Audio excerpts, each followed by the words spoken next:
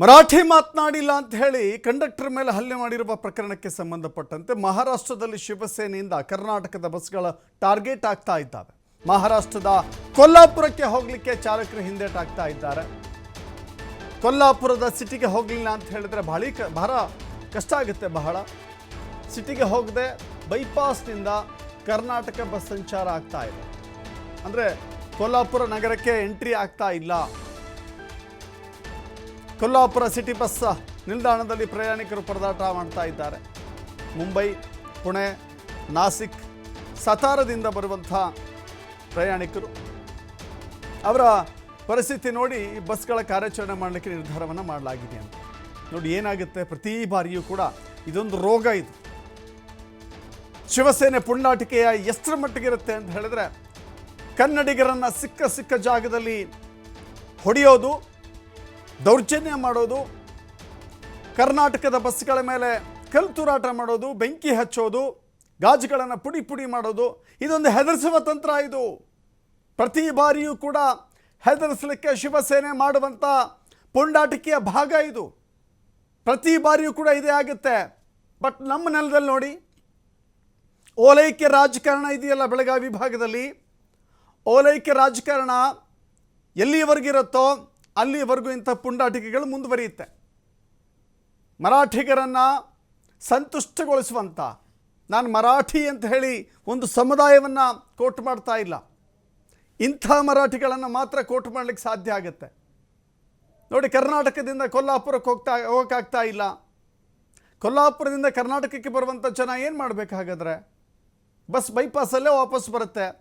ಒಂದು ವೇಳೆ ಸಿಟಿಗೆ ಎಂಟ್ರಾದರೆ, ಬಸ್ ಸ್ಟ್ಯಾಂಡಿಗೆ ಎಂಟ್ರಾದರೆ ಗಾಜು ಪುಡಿ ಆಗುತ್ತೆ, ಡ್ರೈವರ್ಗಳ ಮೇಲೆ ಹಲ್ಲೆ ಆಗುತ್ತೆ, ಕಂಡಕ್ಟರ್ಗಳ ಮೇಲೆ ಹಲ್ಲೆ ಆಗುತ್ತೆ, ಬಸ್ನಲ್ಲಿರುವಂಥ ಜನಗಳ ಮೇಲೆ ಹಲ್ಲೆ ಆಗುತ್ತೆ. ಹೀಗೆ ಸಾರ್ವಜನಿಕರಿಗೆ, ಅಮಾಯಕರಿಗೆ ತೊಂದರೆ ಕೊಡುವಂಥ ಕೆಲಸವನ್ನು ಶಿವಸೇನೆ ಮತ್ತೆ ಮುಂದುವರಿಸಿದೆ. ಶಿವಸೇನೆ ರಾಜಕೀಯವಾಗಿ ಯಾರ ಭಾಗ ಆಗಿದೆ ಅನ್ನೋದ್ರ ಮುಖ್ಯ ಅಲ್ಲ. ಬಟ್ ಶಿವಸೇನೆ ಅದು BJPಯ ಜೊತೆಗಿದ್ದರೂ, ಕಾಂಗ್ರೆಸ್ಸಿನ ಜೊತೆಗಿದ್ದರೂ ಶಿವಸೇನೆಯ ಪುಂಡಾಟಿಕೆ ಮುಂದುವರಿತಾ ಇರುತ್ತೆ. ಮಹಾರಾಷ್ಟ್ರಕ್ಕೆ ಕರ್ನಾಟಕ ಸಾರಿಗೆ ಸಂಚಾರ ಹಾಗಾದರೆ ಬಂದಾಗುತ್ತಾ? ನಾಳೆ ಬೆಳಗಾವಿಗೆ ಸಾರಿಗೆ ಸಚಿವ ರಾಮಲಿಂಗಾರೆಡ್ಡಿ ಹೋಗ್ತಾ ಇದ್ದಾರೆ. ಬೆಂಗಳೂರಿನಿಂದ ಬೆಳಗಾವಿಗೆ ತೆರಳುತ್ತಾ ಇದ್ದಾರೆ ರಾಮಲಿಂಗಾರೆಡ್ಡಿ. ಸಾರಿಗೆ ಸಚಿವರು ಹೋಗ್ತಾರೆ ಅಲ್ಲಿಗೆ, ಪ್ರಾದೇಶಿಕ ಸಾರಿಗೆ ಕಚೇರಿಗೆ ಭೇಟಿ ಕೊಡ್ತಾರೆ, ಅಧಿಕಾರಿಗಳ ಜೊತೆಗೆ ಸಭೆ ಮಾಡ್ತಾರೆ. ಸಭೆಯಲ್ಲಿ ಮಹಾರಾಷ್ಟ್ರಕ್ಕೆ ಬಸ್ ಸಂಚರಿಸುವ ಕುರಿತಂತೆ ಚರ್ಚೆ ಆಗುತ್ತೆ. ಚರ್ಚೆ ಮಾಡುವಂಥದ್ದೇನಿದೆ ಇಲ್ಲಿ? ಚರ್ಚೆ ಮಾಡುವಂಥದ್ದೇನಿದೆ? ಸಂಚಾರ ಬಂದ್ ಮಾಡುವಂಥ ನಿಟ್ಟಿನಲ್ಲಿ ಕ್ರಮ ತೆಗೆದುಕೊಂಡ್ರೆ ಅನಾನುಕೂಲ ಆಗೋದು ನಮ್ಮ ಕನ್ನಡಿಗರಿಗೆ. ಎಸ್, ಕನ್ನಡಿಗರ ಜೊತೆ ಆ ಊರಿಗೆ ತೆರಳುವಂಥ ಮರಾಠಿಗರಿಗೂ. ನೋಡಿ, ಮರಾಠಿಗರು ಸಾರ್ವಜನಿಕರು ಇದ್ದರೆ ಅವರೆಲ್ಲರೂ ಕೂಡ ಅಮಾಯಕರೇ. ಆದರೆ ಪುಂಡಾಟಿಕೆ ನೆಪದಲ್ಲಿ ಶಿವಸೇನೆ ಎಂಬ ಸಂಘಟನೆ ಇದೆಯಲ್ಲ, ಆ ಪುಂಡಾಟಿಕೆ ಮಾಡುವಂಥದ್ದು ಇದೆಯಲ್ಲ, ಅದು ಘೋರ ಅಪರಾಧ. ಅದನ್ನು ಯಾರೂ ಕೂಡ ಒಪ್ಕೊಳ್ಳೋಕ್ಕೆ ಸಾಧ್ಯವೇ ಇಲ್ಲ. ಈಗ ಅಧಿಕಾರಿಗಳಿಂದ ಮಾಹಿತಿಯನ್ನು ಕೂಡ ಪಡಿತಾರಂತೆ. ಮಾಹಿತಿ ಪಡೆದು ಮುಂದೇನು ಮಾಡಬೇಕು, ಯಾವ ರೀತಿ ಕ್ರಮವನ್ನು ತೆಗೆದುಕೊಳ್ಬೇಕು ಅಂತ ನೋಡ್ತಾರಂತೆ.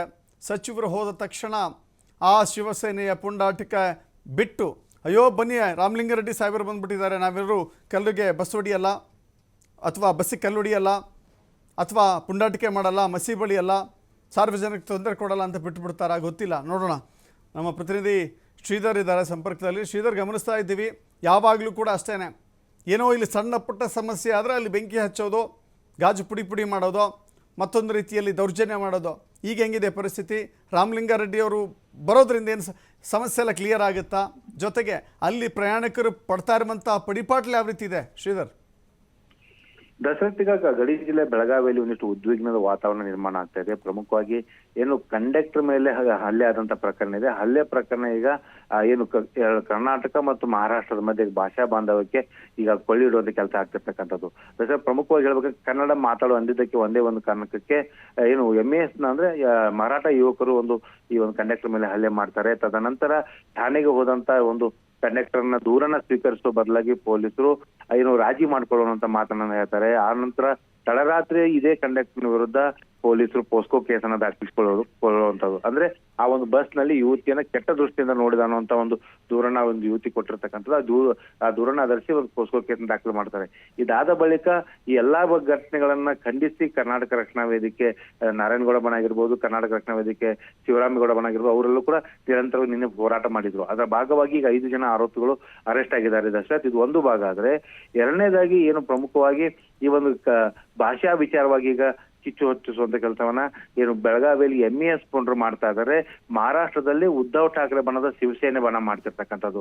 ಯಾಕಂದ್ರೆ ಮಹಾರಾಷ್ಟ್ರದ ಪುನಾದ ಸ್ವಾರ್ಗೇಟ್ ನಲ್ಲಿ ಕರ್ನಾಟಕದ ಅಂಬಾರಿ ಬಸ್ಗೆ ಒಂದು ಕಪ್ಪು ಮಸಿಯನ್ನು ಬರೆದು ಅದರ ಮೇಲೆ ಕಪ್ಪು ಮಸಿಯಿಂದ ಜೈ ಮಹಾರಾಷ್ಟ್ರ ಅನ್ನುವಂತ ಒಂದು ಏನು ಘೋಷವಾಕ್ಯನ ಬರ್ದಿರ್ತಕ್ಕಂಥದ್ದು ಆಗಿರ್ಬೋದು. ಜೊತೆಗೆ ಏನು ಕೊಲ್ಲಾಪುರದಲ್ಲಿ ಕರ್ನಾಟಕ ಬಸ್ಗಳು ಹೋದ್ರೆ ಆ ಬಸ್ಗಳಿಗೆ ಭಗವಾ ಧ್ವಜ ಕಟ್ಟುವಂತ ಒಂದು ಏನು ಪುಂಡಾಟವನ್ನು ಮೆರೆಯುವಂತದ್ದಾಗಿರ್ಬೋದು.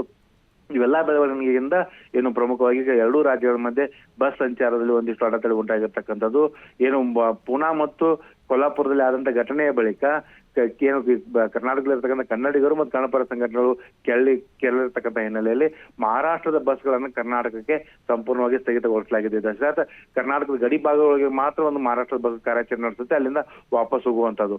ಇನ್ನು ಕರ್ನಾಟಕದ ಬಸ್ಗಳೇನಂದ್ರೆ ಇವೆಲ್ಲ ನಿರಂತರವಾಗಿ ಮಹಾರಾಷ್ಟ್ರಕ್ಕೆ ಹೋಗ್ತಿರ್ತಕ್ಕಂಥ. ಪ್ರಮುಖವಾಗಿ ಕೊಲ್ಲಾಪುರ್ ಮತ್ತು ಪುನಾದಲ್ಲಿ ಸಿಟಿಗೆ ಮಾತ್ರ ಒಂದು ಬಸ್ಗಳು ಪ್ರವೇಶ ಮಾಡ್ತಾ ಇಲ್ಲ. ಪುನಾ ಬೆಂಗಳೂರು ಏನು ರಾಷ್ಟ್ರೀಯ ಹೆದ್ದಾರಿ, ಆ ರಾಷ್ಟ್ರೀಯ ಹೆದ್ದಾರಿ ಮೂಲಕ ಒಂದು ಬಸ್ಗಳು ಸಂಚಾರ ಮಾಡ್ತಿರ್ತಕ್ಕಂಥದ್ದು. ಯಾಕಂದ್ರೆ ಅಲ್ಲಿಯ ಸ್ಥಳೀಯ ಪೊಲೀಸರು ಮತ್ತು ಸ್ಥಳೀಯ KSRTC ಸ್ಥಳೀಯ ಏನು ಸಾರಿಗೆ ಇಲಾಖೆ ಅಧಿಕಾರಿಗಳ ಸೂಚನೆಯಂತೆ ಈಗ ಬಸ್ಗಳ ಕಾರ್ಯಾಚರಣೆ ಮಾಡ್ತಾ ಇದ್ದಾರೆ. ಇಲ್ಲಿ ಪ್ರಮುಖವಾಗಿ ಮಹಾರಾಷ್ಟ್ರದಲ್ಲಿ ಅತಿ ಹೆಚ್ಚಿನ ಸಂಖ್ಯೆಯಲ್ಲಿ ಒಂದು ಏನು ಹೆಚ್ಚಿನ ಸಂಖ್ಯೆಯಲ್ಲಿ ಕನ್ನಡಿಗರಿದ್ದಾರೆ. ಅದು ಮುಂಬೈ ಆಗಿರ್ಬೋದು, ಪುಣೆ ಆಗಿರ್ಬೋದು, ಕೊಲ್ಹಾಪುರ ಆಗಿರ್ಬೋದು, ಎಲ್ಲಾ ಒಂದು ಜಿಲ್ಲೆಗಳಲ್ಲೂ ಕೂಡ ಒಂದು ಹೆಚ್ಚಿನ ಸಂಖ್ಯೆಯಲ್ಲಿ ಕನ್ನಡಿಗರಿರ್ತಕ್ಕಂಥದ್ದು. ಅತಿ ಹೆಚ್ಚಿನ ಸಂಖ್ಯೆಯಲ್ಲಿ ಬಸ್ಗಳ ಕಾರ್ಯಾಚರಣೆ ಆಗುವಂತದ್ದು ಏನು ಕರ್ನಾಟಕದಿಂದ ಅಂದ್ರೆ ಅದು ಪ್ರಮುಖವಾಗಿ ಬೆಳಗಾವಿ, ವಿಜಯಪುರ ಮತ್ತು ಈ ಭಾಗಗಳ ಮತ್ತು ಬಾಗಲಕೋಟೆ ಸೇರಿದಂತೆ ಈ ಭಾಗಗಳಲ್ಲಿ ಅತಿ ಹೆಚ್ಚಿನ ಸಂಖ್ಯೆಯಲ್ಲಿ ಬಸ್ಗಳು ಮಹಾರಾಷ್ಟ್ರಕ್ಕೆ ಕಾರ್ಯಾಚರಣೆ ಆಗುತ್ತೆ. ಹಾಗಾಗಿ ಏನು ಎಲ್ಲೆಲ್ಲಿ ಈ ಒಂದು ಶಿವಸೇನೆ ಪುಂಡಾಟಿಕೆ ಮಾಡುವಂತ ಒಂದು ಆತಂಕ ಇದೆಯೋ, ಎಲ್ಲೆಲ್ಲಿ ಕರ್ನಾಟಕದ ಬಸ್ಗಳನ್ನ ಟಾರ್ಗೆಟ್ ಮಾಡುವಂತ ಆತಂಕ ಇದೆಯೋ, ಅಲ್ಲ ಆ ಒಂದು ಭಾಗದಲ್ಲಿ ಒಂದು ಕರ್ನಾಟಕ ಬಸ್ ಏನು ಸಂಚಾರವನ್ನ ಒಂದು ಏನು ಕಡಿತಗೊಳಿಸಲಾಗ್ತದೆ. ಜೊತೆಗೆ ಈಗಾಗಲೇ ಬೆಳಗ್ಗೆಯಿಂದ ಏನು ಆಯಾ ಶೆಡ್ಯೂಲ್ ಪ್ರಕಾರ ಬಸ್ಗಳನ್ನ ಬಿಡಲಾಗ್ತಾ ಇದೆ. ಜೊತೆಗೆ ಅಲ್ಲಿಯ ಸ್ಥಳೀಯ ಪರಿಸ್ಥಿತಿ, ಈ ಬಸ್ಗಳು ಆಯಾ ಮಹಾರಾಷ್ಟ್ರದ ಆಯಾ ಪ್ರದೇಶಕ್ಕೆ ಎಂಟ್ರಿ ಆದಾಗ ಅಲ್ಲಿ ಸ್ಥಳೀಯ ಪರಿಸ್ಥಿತಿ ನೋಡ್ಕೊಂಡು ಬಸ್ಗಳನ್ನ ಆ ಒಂದು ನಗರದ ಒಳಗಡೆ ಹೋಗೋದಿಕ್ಕೆ ಈಗಾಗಲೇ KSRTC ಅಧಿಕಾರಿಗಳು ಸೂಚನೆ ಕೂಡ ಕೊಟ್ಟಿರ್ತಕ್ಕಂಥದ್ದು. ಇವೆಲ್ಲದರ ಭಾಗವಾಗಿ ಏನಂದ್ರೆ ನಾಳೆ ಪ್ರಮುಖವಾಗಿ ಬೆಳಗಾವಿಗೆ ಏನು ಸಾರಿಗೆ ಸಚಿವರಾದಂತ ರಾಮಲಿಂಗಾರೆಡ್ಡಿ ಅವರು ಬರ್ತಾ ಇದ್ದಾರೆ. ಸಾರಿಗೆ ಇಲಾಖೆ ಅಧಿಕಾರಿಗಳ ಜೊತೆ ಮಾತುಕತೆ ನಡೆಸ್ತಾರೆ. ಯಾಕಂದ್ರೆ ತಮ್ಮದೇ ಒಂದು ಇಲಾಖೆಯ ಒಂದು ಸಹೋದ್ಯೋಗಿ ಮೇಲೆ ಒಂದು ಹಲ್ಲೆ ಆಗುತ್ತೆ, ಕನ್ನಡ ಮಾತಾಡಿ ಎಂದಿದ್ದಕ್ಕೆ ಮಾತ್ರಕ್ಕೆ ಆಗಿರ್ಬೋದು. ಜೊತೆಗೆ ಆತನ ಮೇಲೆ ಒಂದು ಸುಳ್ಳು ಕೇಸು ದಾಖಲಾಗಿದೆ ಅನ್ನುವಂತ ಆರೋಪ ಕೂಡ ಸ್ವತಃ ಒಂದು ಕಂಡಕ್ಟರ್ ಮತ್ತು ಏನು ಚಾಲಕನ ಅವರಿಬ್ರು ಕೂಡ ನಿನ್ನೆ ಆರೋಪ ಮಾಡಿದ್ರು. ಆ ಎಲ್ಲಾ ವಿಚಾರವಾಗಿ ಕೂಡ ಒಂದು ಅಧಿಕಾರಿಗಳ ಜೊತೆ ಚರ್ಚೆ ಆಗುತ್ತೆ. ತದನಂತರ ಯಾವ ರೀತಿ ಒಂದು ಬಸ್ಗಳ ಕಾರ್ಯಾಚರಣೆ, ಯಾಕಂದ್ರೆ ಅಂಬಾರಿ ಬಸ್ ಏನಿದೆ 2 ಕೋಟಿ ಮೌಲ್ಯದ ಬಸ್, ಅಂತ ಬಸ್ ಮೇಲೆ ಕಪ್ಪು ಮಸಿಯನ್ನ ಬಳದು ಪುಂಡಾಟವನ್ನ ಪ್ರದರ್ಶನ ಮಾಡಿದ್ರು. ಹಾಗಾಗಿ ಸುಗಮ ಸಂಚಾರವನ್ನು ಆಗಿರ್ಬೇಕು. ಜೊತೆಗೆ ಈ ಭಾಷಾ ಬಾಂಧವ್ಯಕ್ಕೆ ಏನು ಕಿಚ್ಚು ಹೊತ್ತಿಸುವಂತ ಕೆಲಸ ಆಗ್ತಿದೆ, ಅದಕ್ಕೆ ಬ್ರೇಕ್ ಹಾಕುವಂತ ನಿಟ್ಟಿನಲ್ಲಿ ಒಂದು ಅಧಿಕಾರಿಗಳ ಜೊತೆ ಚರ್ಚೆ ನಡೆಸಿ ಒಂದು ಸಮನ್ವಯತೆ ಎರಡೂ ರಾಜ್ಯಗಳ ಮಧ್ಯೆ ಏನು ಸಾರಿಗೆ ಇಲಾಖೆ ಮಧ್ಯೆ ಒಂದು ಸಮನ್ವಯತೆ ಕಾಪಾಡುವಂತ ನಿಟ್ಟಿನಲ್ಲಿ ಏನಾದ್ರು ನಿರ್ಧಾರಗಳನ್ನ ನಾಳೆ ತೆಗೆದುಕೊಳ್ಳುವಂತ ಸಾಧ್ಯತೆ ಇದೆ ಅಂತ ಹೇಳ್ಬೋದು. ಮತ್ತೊಂದ್ ಕಡೆ MES ಮುಖಂಡ ಏನು ಶುಭಂ ಶೆಲ್ಕೆ ಕನ್ನಡಿಗರನ್ನ ಅವಹೇಳನ ಮಾಡುವಂಥದ್ದು, ಕನ್ನಡ ಪರ ಹೋರಾಟಗಾರರಿಗೆ ನಾಲಾಯಕ ಅನ್ನೋ ಪದ ಬಳಸಿರ್ತಕ್ಕಂಥ ಹಿನ್ನೆಲೆಯಲ್ಲಿ ಇದರಿಂದ ಓಕೆ, ಥ್ಯಾಂಕ್ ಯು ಶ್ರೀಧರ್.